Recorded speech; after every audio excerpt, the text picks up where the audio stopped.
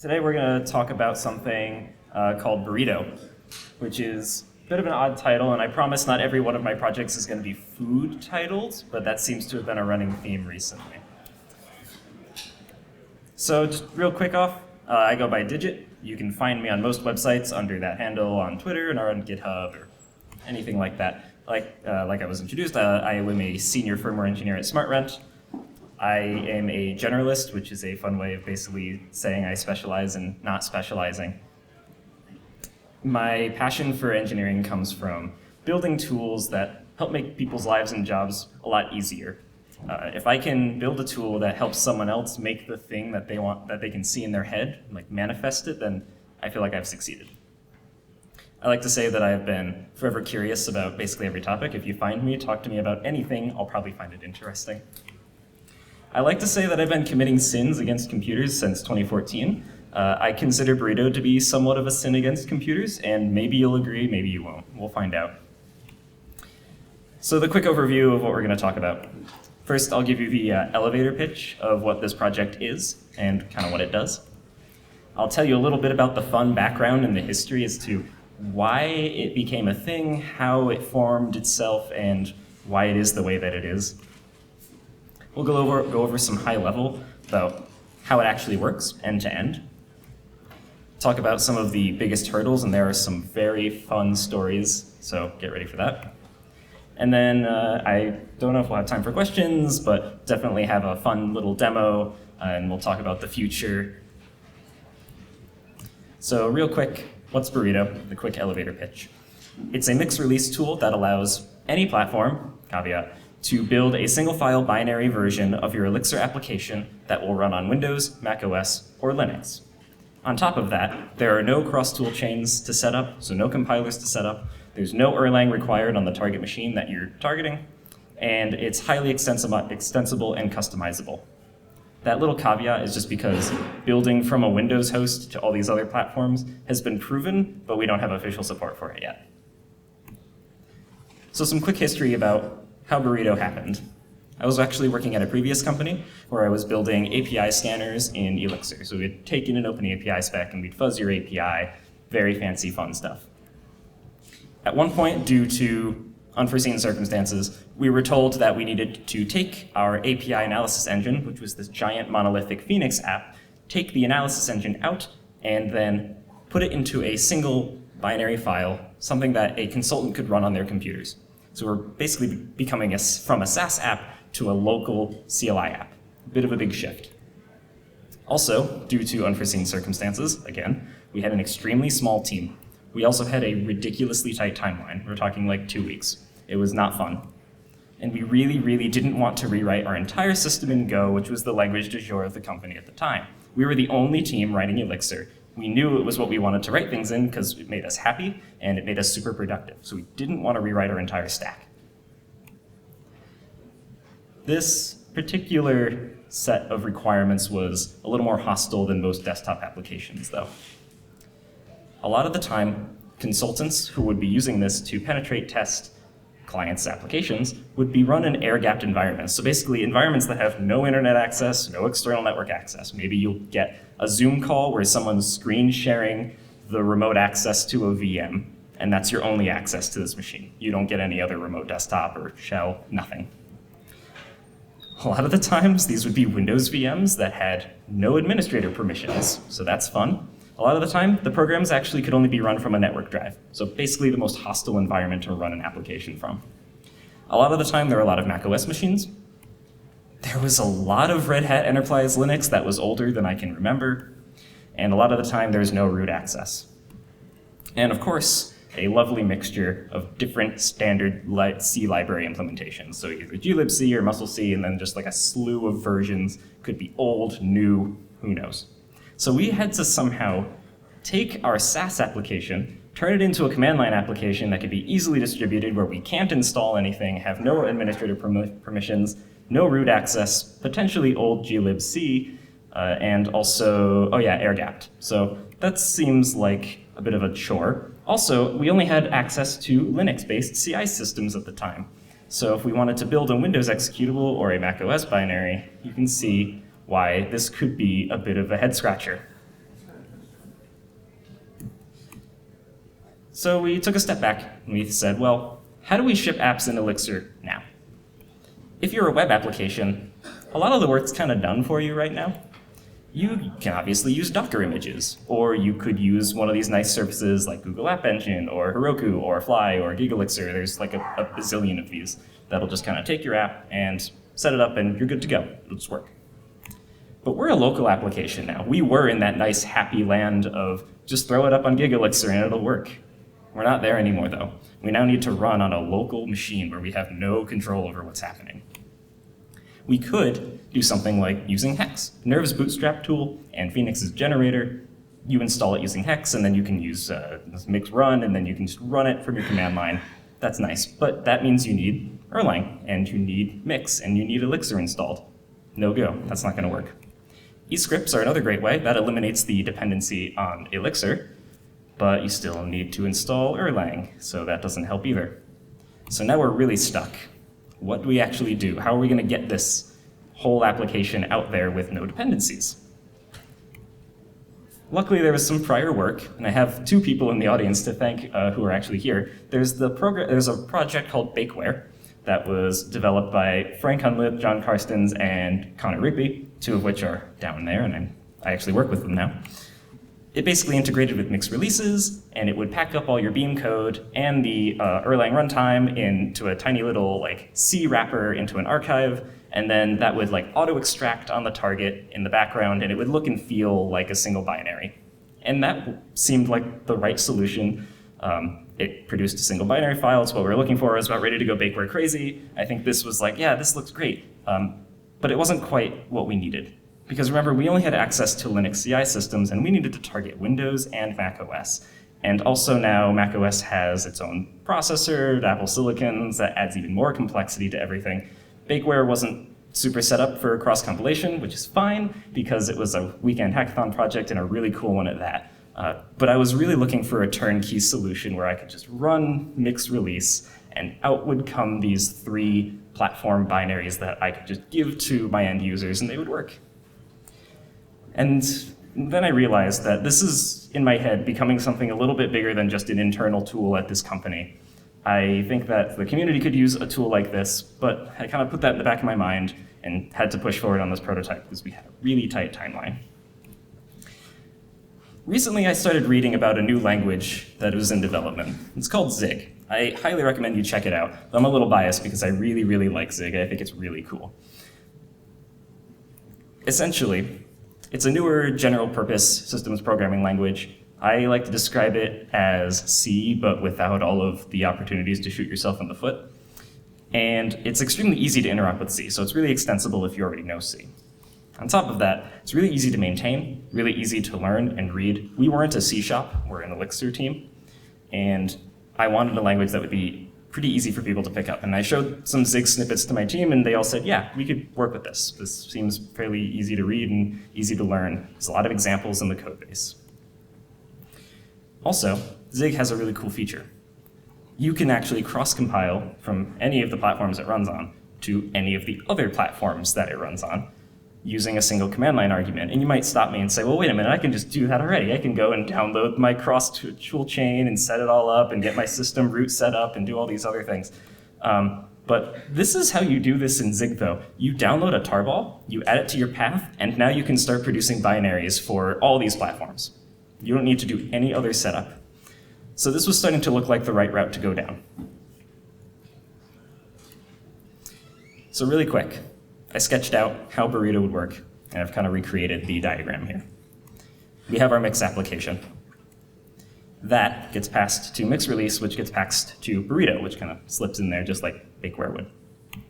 Then we assemble all of your compiled Beam files, the Erlang runtime system, and some scripts to help everything boot up on the target system.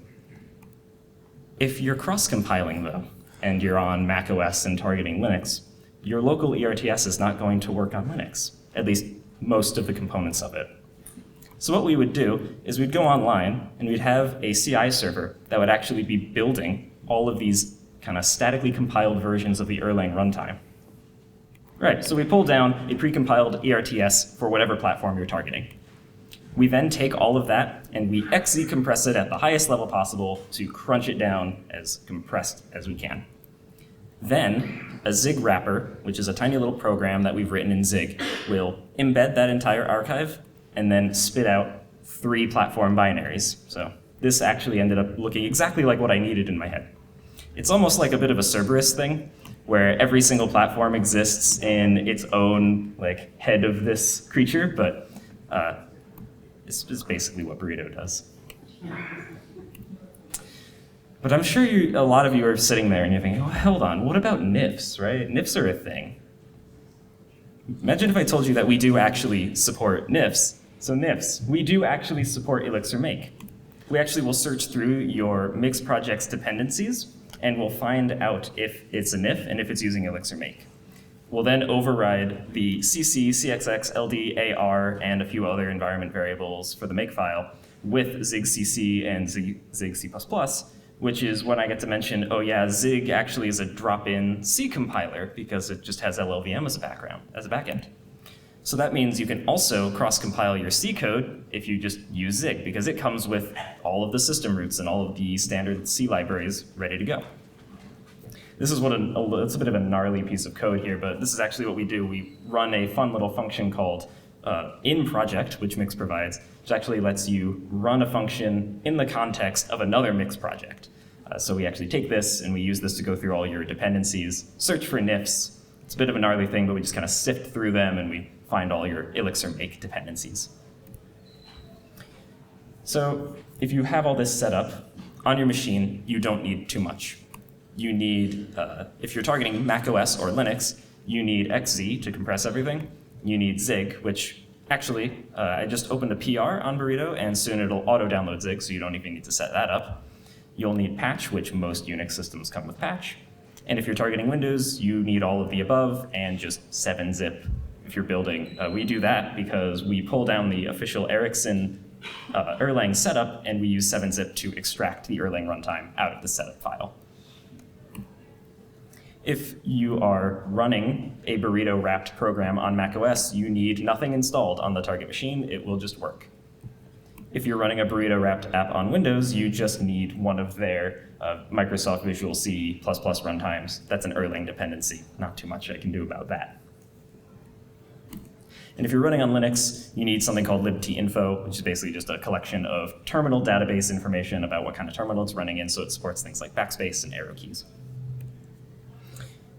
The first prototype we made of Burrito was super MVP. It was basically just a hard-coded assembly line. Everything was in one module. It was massive. It was very messy. You could just pick Windows or Mac or Linux.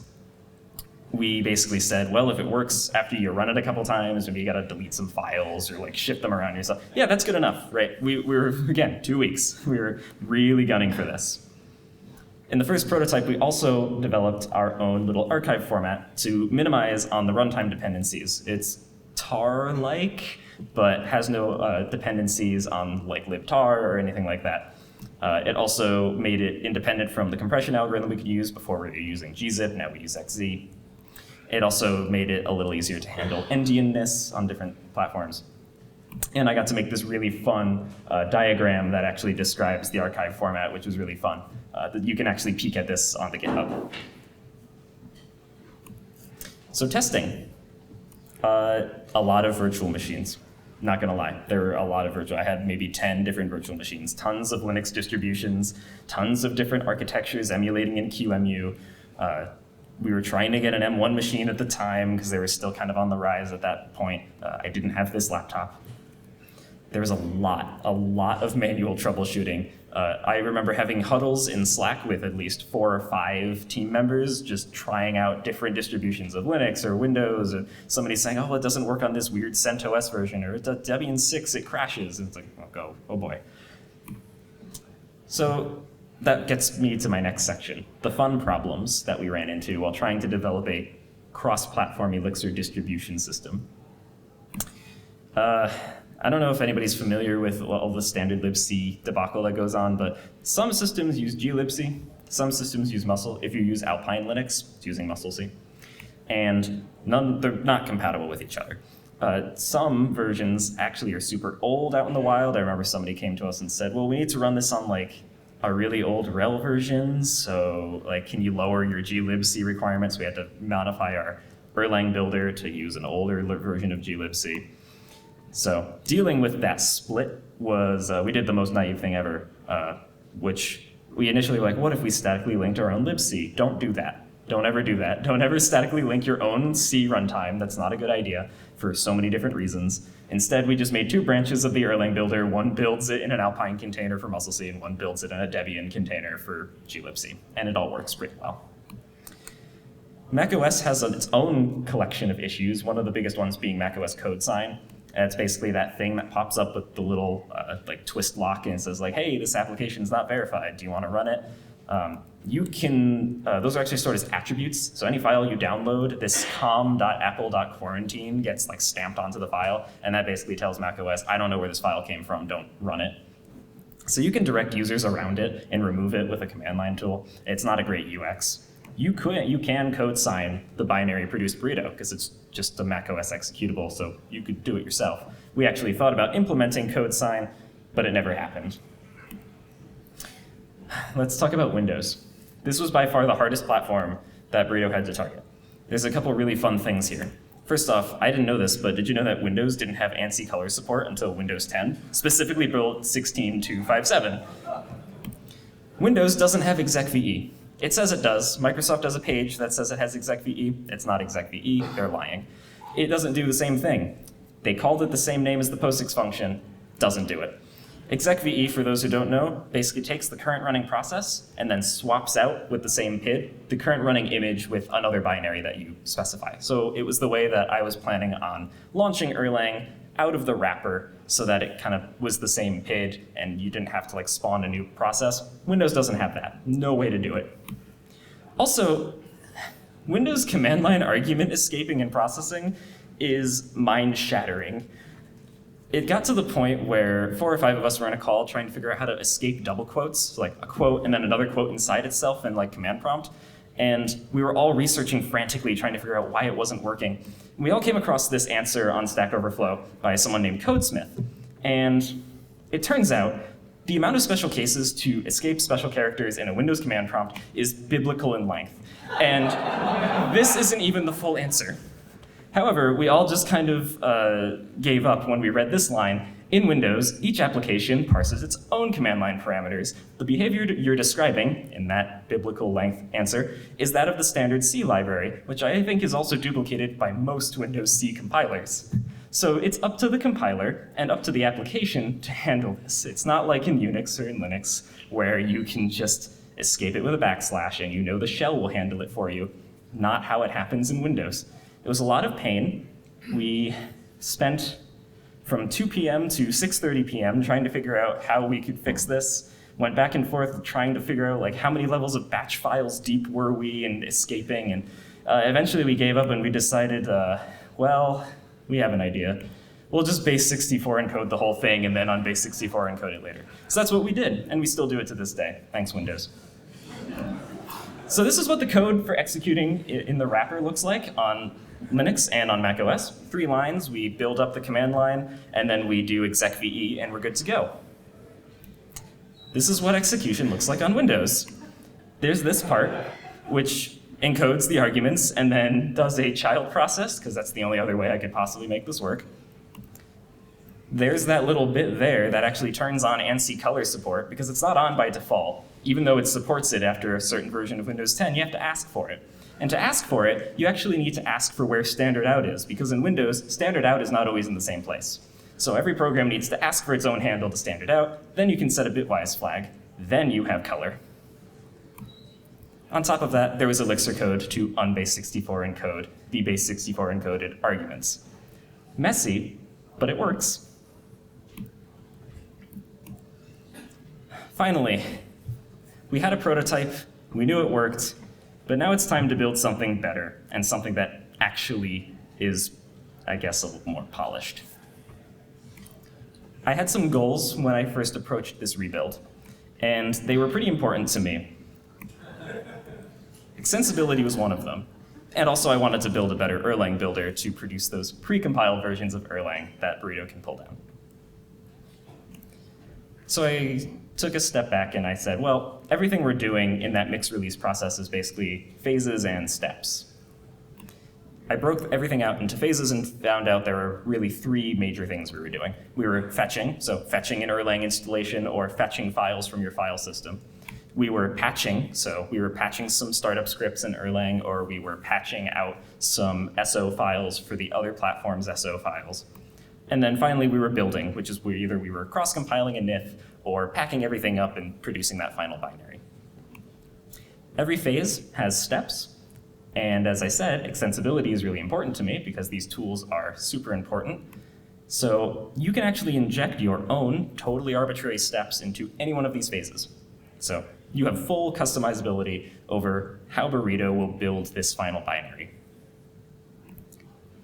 This is what it looks like to inject your own steps. It's actually incredibly easy. It's in your mix.exs. You just say what phase you want to inject your step into. You implement a behavior in your module, and now you have a new custom build step you can just insert into. I have a few people doing this that I've seen online who are using this to support Windows, because Windows has some funky like capital letter stuff it has to handle. And so they're fixing that up in their own custom step. Targets, the way we define how you target your platform, changed as well. It became a tuple, which kind of emulates a build triplet. It is comprised of the OS you're targeting, the CPU architecture you're targeting, and, if applicable, the standard libc that you're targeting. The targets can actually be named whatever you want, considering what actually defines them is in that tuple. And whatever you name them will be applied to that name of the binary at the end, so you can easily identify what platform a binary is for after the build process is done. This is what it looks like to define targets. Very easy. Here I'm defining 2 for Linux, 2 for Mac OS, 1 for Windows. You can see I'm defining Mac OS M1 has the correct architecture. Linux musl has the libc for musl libc. And you can make as many as you want. You can turn debug on and off. And there's a couple other features you can turn them on. So you can have all different kinds of targets for Burrito. You can also provide your own Erlang runtime if you don't want to pull down one that we've built for you. Obviously, you might be supporting architectures that we don't build for. That's fine. You can build your own Erlang, package it up, and basically BYOE. You're no longer tied to our Erlang build set of targets, and everything is defined per target. And this is what it looks like. If you wanted to build an ARM64 Linux Burrito, which we don't currently provide for, you just provide a path under custom ERTS in your target for where that current build of Erlang is, and Burrito will utilize that instead. So if you wanted to build one that linked in WX or some kind of special version of OpenSSL, you can do that here. There's also some additional goodies that it provides. You can actually provide some Zig code that will run before we extract. The use case for that was, I believe, our company wanted to do licensing, so you could do something in a little more of a compiled down to machine code language if you want to do licensing checks or system level checks. It's the ability to disable cleaning. So while Burrito is running, it'll clean up after itself as it's littering files all over your disk. If you want to root through those intermediary files for debugging, you can just turn off clean and you can go inspect the states. It's all very easy to turn debug builds on and off. It just defaults to mixenv not being prod, but you can make that condition whatever you want. It's demo time. And rather than doing live coding, I'm going to be live cross-compiling. And so what could possibly go wrong? Things have only gone wrong 3 times so far, so let's try for a 4th. So just a really quick summary of the demo. I really like adventure games, and I also like reverse engineering, and I like binary formats. So if anybody's played the Myst or the Riven game in their life, I reverse engineered the archive format for the images in that game, made a big binary pattern matching module, and then built a terminal UI on top of it. And I'm going to use Burrito to build that on Linux for my macOS Apple Silicon machine. I'm going to do that live. All right, so just to show that I'm not fibbing, here's the uname-a, and I'll bump that up. Here's the uname a. I'm running on Ubuntu. This is multipass. And I'm inside my project. Now, if I go ahead and take a look at my mix.exs, oops. If I go ahead and look at my mix.exs, You can see I have some targets defined down here, one for Mac OS Intel, one for Mac OS AR64, one for Linux Intel, which isn't even the host platform that this Linux is. So we're really, truly cross-compiling today.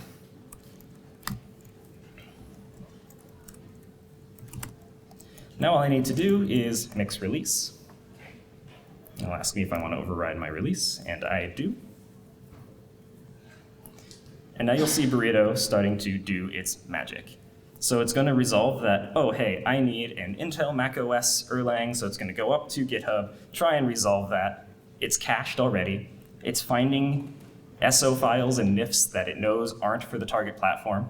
It's then going to recompile using Zig as the drop-in C compiler, that termbox NIF, which is going to be enabling the terminal UI to actually be drawn.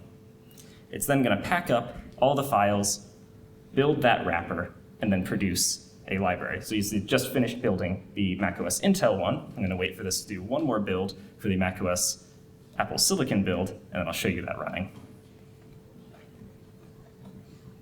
Riveting. Packing into the payload.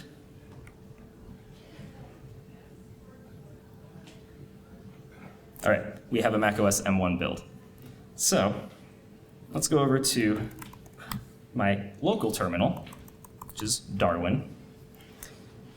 And I'm in my Burrito out folder, which is where Burrito dumps the binaries it's built of your Elixir application. So you can see there's my, it's called maglev, maglev macOS, maglev macOS M1. So let's run maglev macOS M1, and then I already have a Mohawk archive from the game Riven on my desktop, and I'm going to go ahead and have it analyze it.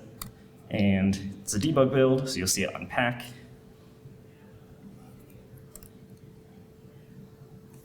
Oh.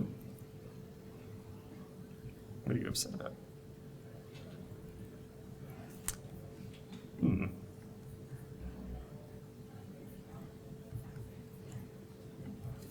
Well, that's new.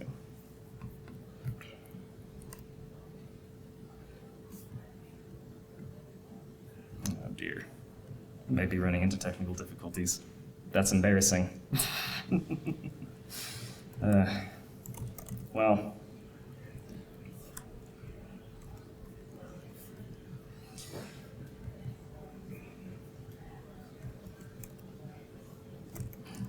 Yeah, when in doubt, do a fresh build.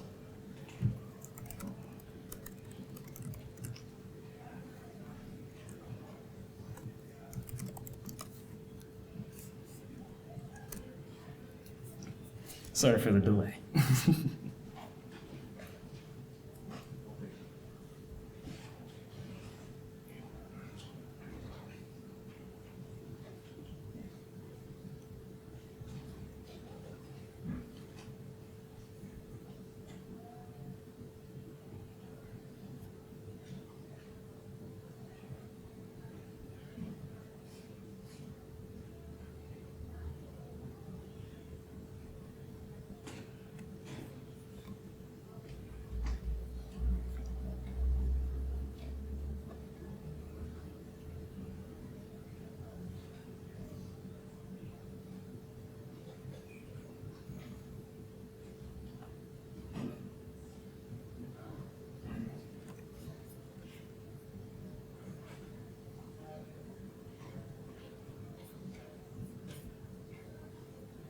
Okay, let's try again.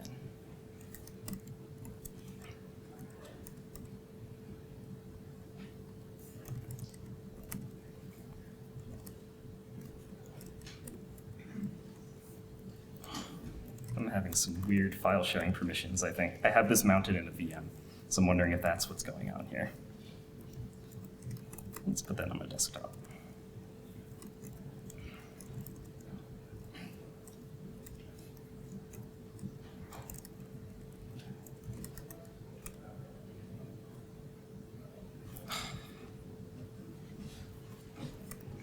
And this is why macOS code sign can be a real pain, by the way.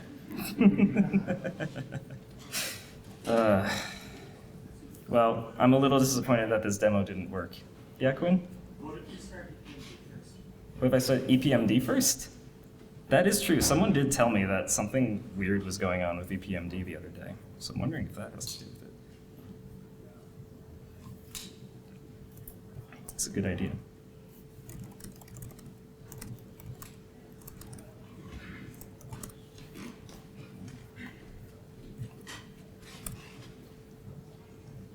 Nope.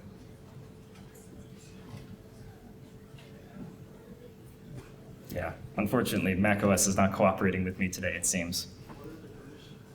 That's a great question. This is the fun part of debugging this kind of stuff. Oh my goodness. What an amazing time. The executable should be... It's executable. Yeah, it's executable. I mean, I guess I could cowboy it and just see if this makes any difference. I highly doubt it. Nope. macOS is very clearly wanting to embarrass me today, which is great. Actually, what are the permissions of this?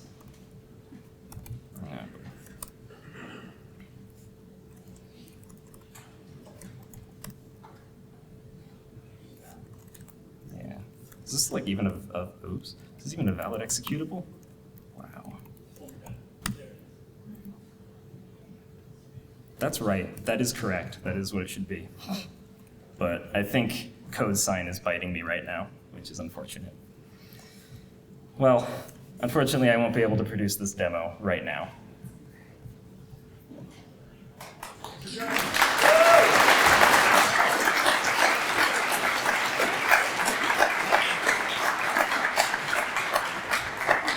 It would have been really great if that worked, but I did call it, so.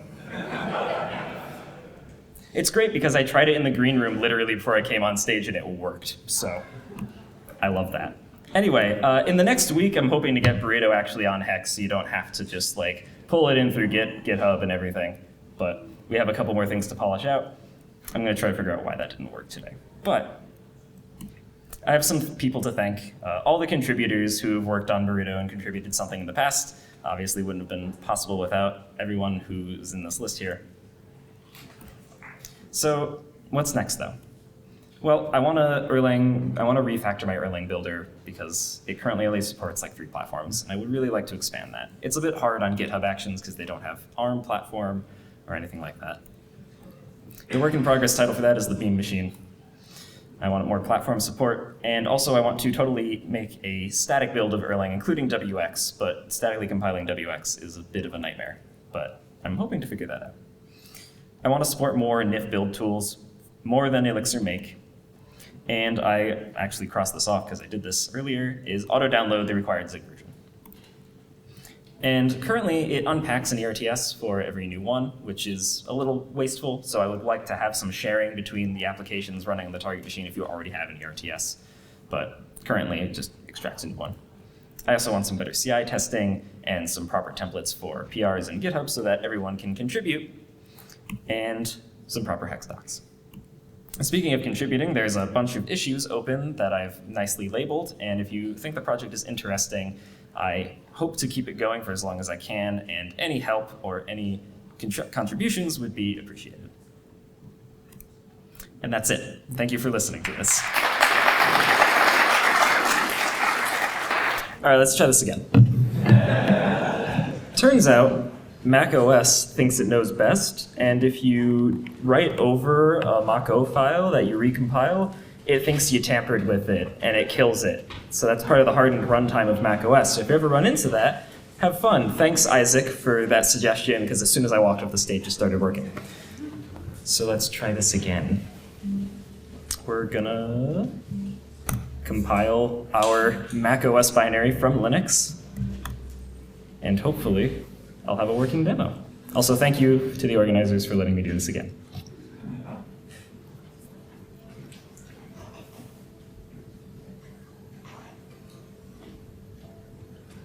So far, so good.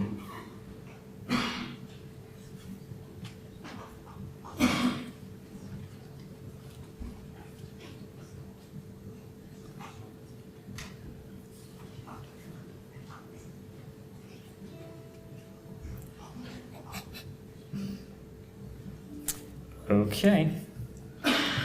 Now we're gonna copy that over. We're gonna run it with that game archive file that I had before. And now it's working.